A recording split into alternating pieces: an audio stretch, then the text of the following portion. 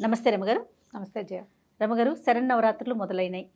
So మొదటి రోజు నుంచి అమ్మవారి అలంకరణ, పూజా విధానం ఒక్కొక్కటిగా మనం ఒక్కొక్క వీడియో రూపంలో అందిద్దాం, సరేనండి? మరి ఈరోజు మొదటి రోజు అమ్మవారి అలంకరణ కానీ, ఆ రోజు అవలంబించాల్సిన పూజా విధానం కానీ, తర్వాత నైవేద్యం కానీ, ఇవన్నీ ఒక్కసారి.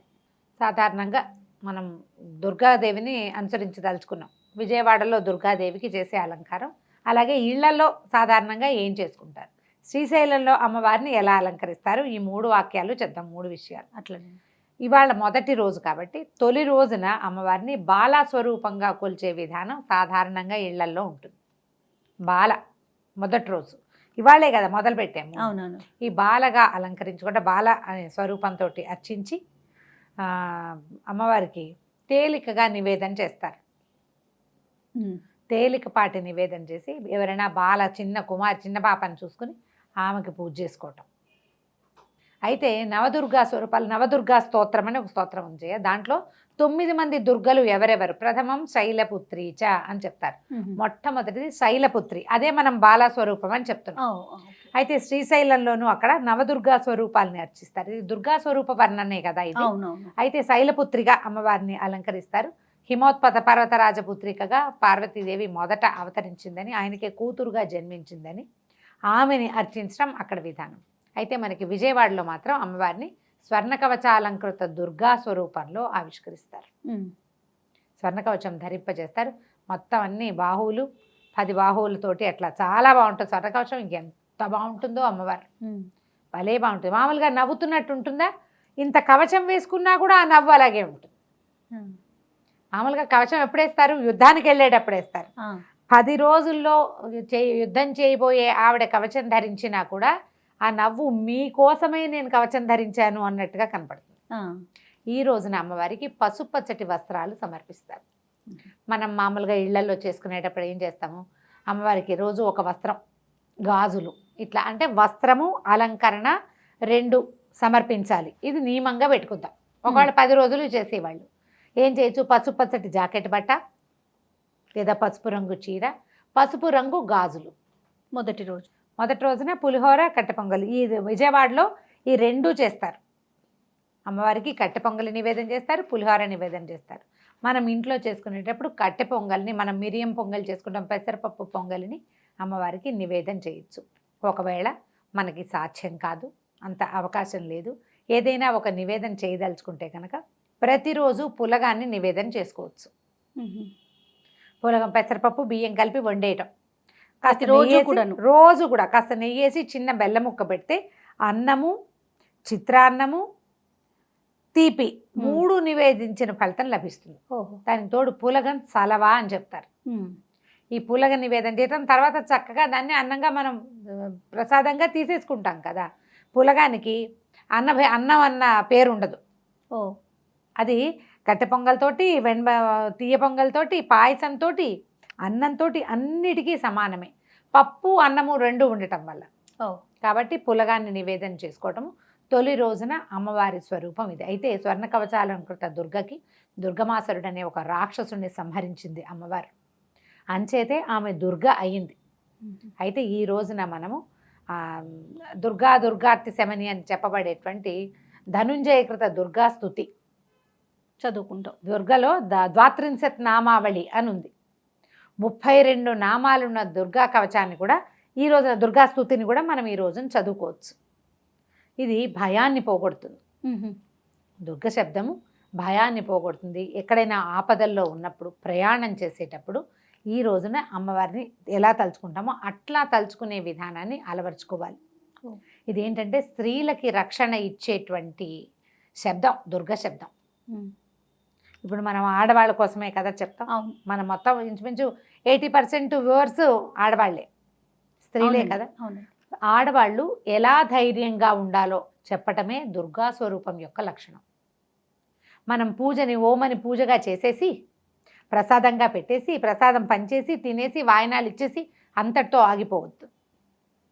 ఏం చెప్తోంది అమ్మ మనకి, నీ మీదకి వస్తే తిరగబడు, నీకు నువ్వుగా నిలబడు. ఈ భర్తని పిలవల సాయానికి, ఆమె తన దగ్గర ఉన్న ఆయుధాలు పుచ్చుకుంది. ఆ, ఆమెకు 18 చేతులున్నా నీకు 2 చేతులే ఉన్నా, చేతులు లేవు ఉన్నాయి కదా, చేతులతోటి ఎట్లా ఆమె యుద్ధం చేసింది? 18 చేతులతోటి చూపిస్తారు ఆ దుర్గని. వాహనము యుద్ధం చేసింది, ఆవిడ యుద్ధం చేసింది. ఆ స్వరూపాన్ని జ్ఞాపకం చేసుకుని జీవితంలో గెలవడానికి ఇలా పోరాడాలి.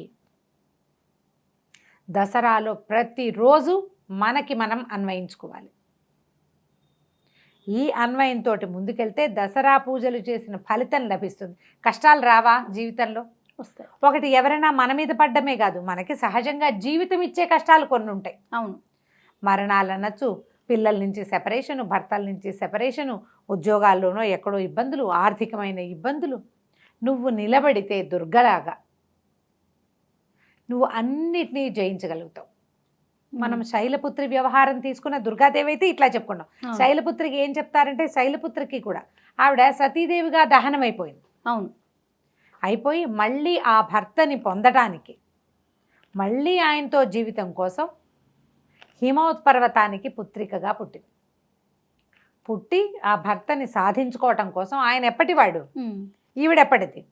పసిబిడ్డగా ఉంది ఇక్కడ, బాలికగా కదా జన్మించింది. బాలికగా జన్మించి కూడా మళ్ళీ భర్తని స్వాధీనపరచుకోవటం కోసం ప్రయత్నం చేస్తుంది. ఆమె ప్రయత్నం ఆమెదే, అంతే. అదే పెద్దెత్తు ప్రయత్నం కాకపోయినా రాజపుత్రిక ఆవిడ ఎంత హాయిగా అయినా ఉండొచ్చు. తపస్సు చేసుకుంటున్నటువంటి భీషణ తపస్సులో ఉన్న పరమేశ్వరుని ప్రార్థించడానికే తిరిగేది ఆవిడ. ఆయన వద్దంటే తపస్సు కూడా దిగింది. అంటే ఆమె ప్రయత్నం ఆమె చేసింది చూడు. అవును. అలాంటి ప్రయత్నం ప్రతి స్త్రీ చేయాలనే ఈ తొలి రోజు దసరా పండగ మనకి నేర్పిస్తుంది. చెప్పా కదా, పూజగా చేసేయద్దు. ఏమిటి ఇందులోది అని ఆలోచించండి. ఈ రోజు నుంచి మొదలుపెట్టి ఈ 10 రోజులు పోట్లాటలు, గొడవలు, యుద్ధాలు, తగాదాలు దానికి వెళ్ళద్దు. మీ నియమాలకి ఇతరులు, మీ స్పౌజ్ పక్కవాళ్ళు, భర్త కనుక ఒప్పుకోకపోతే, కుటుంబంలో కుదరకపోతే ఆ నియమాల జోలికి వెళ్ళబోకండి. కలశం పెట్టుకునే పద్ధతి ఉన్న వాళ్ళు తొలి రోజు నుంచి పొద్దున్నే తెల్లవారుజామునే లేచి కలశం పెట్టుకోవాల్సి వస్తారు. అఖండం కూడా ఈ రోజునే పెట్టుకుంటారు. పొద్దున్నే ముందు రోజు అమావాస్య కదా. అవును. పొద్దున్నే పెట్టేసుకోవడం. ఇప్పుడు దీనికి మళ్ళీ మంచి ముహూర్తం, పూజ ఎప్పుడు మొదలు పెట్టాలి అని అడుగుతాడు. సూర్యోదయంతో కనుక మొదలు పెడితే తప్పు లేదని చెప్తారు పెద్దవాళ్ళు. ముహూర్తంతో పని లేకుండా సూర్యోదయమే, సూర్యోదయ కాలం చూసుకోవాలి. ఓకే. సూర్యోదయం బట్టి ఇప్పుడు ప్రాంతాల వారీగా సూర్యోదయం కొంచెం కొంచెం మారుతుంది కదా, నిమిషాల్లో మారుతుంది. సూర్యోదయంతో ఓం అని కనుక మొదలు పెట్టుకుంటే ఇక ముహూర్తం చూసుకోవాల్సిన పని లేదు. ఎప్పుడు కూర్చోబెట్టాలి ఇలా అడుగుతారు. అక్కడి నుంచి ప్రతిమా స్వరూపం, ఏ స్వరూపంలో ఉన్న అమ్మవారికి పూజ చేయాలి. సాధారణంగా అందరిళ్లలోనూ లలితా త్రిపుర సుందరి పటాలు ఉంటాయి. కుదిరితే అది, లేని పక్షంలో దుర్గాదేవి స్వరూపం, దుర్గా స్వరూపంలో ఉన్న అమ్మవారు, మనకి కనక దుర్గాదేవి ఫోటో ఉందనుకో, వారికైనా పూజించుకోవచ్చు. విగ్రహాలు మీ ఇళ్లలో ఉన్న విధానాన్ని బట్టి కొత్తగా చేసుకునే వాళ్ళైతే మాత్రం ఇట్లా అమ్మవారి స్వరూపంలో అటు ఇటు సచామర రమావాణి సవ్యదక్షిణ సేవిత అని ఉంటుంది స్వరూపం. అటు ఇటు కూడా సరస్వతి, లక్ష్మీదేవి ఇలా సేవిస్తున్నటువంటి పటం ఇట్లా కూర్చుని ఉంటుంది కదా లలితాదేవి. ఆ పటాన్ని కనుక పెట్టుకుంటే ఈ 10 రోజులు పూజ చేసుకోవచ్చు. లేదా 8 చేతులతోటో 18 చేతులతోటో కనబడే దుర్గనైనా పెట్టుకోవచ్చు. మీ ఇంట్లో ఏ పటం ఉంటే ఆ పటాన్ని కూడా పూజించచ్చమ్మా. ప్రత్యేకంగా తెచ్చుకోవాలని ఏమీ భావించబోకండి. అమ్మవారికి సమర్పించవలసింది పసుపచ్చటి వస్త్రం, పసుపు రంగు గాజులు, పసుపు రంగు పువ్వులు ఏమైనా ఉంటే అవి కూడా సమర్పించుకోవచ్చు. బాలాస్తుతి చదువుకోండి, దుర్గాస్తుతిని చదువుకోండి. ఈ రోజున ఈ పూజ చేసుకోవటం, సాయంకాలం దీపారాధన చేసుకొని మీరు ఉదయకాలంలో ఏం చేశారో దాన్నే మళ్ళీ చేసుకోవచ్చు. 10 రోజులు ఖడ్గమాల చదివినా కూడా విశేషమైన ఫలితం లభిస్తుంది. తప్పకుండా రమణ. నమస్తే. నమస్తే జయ.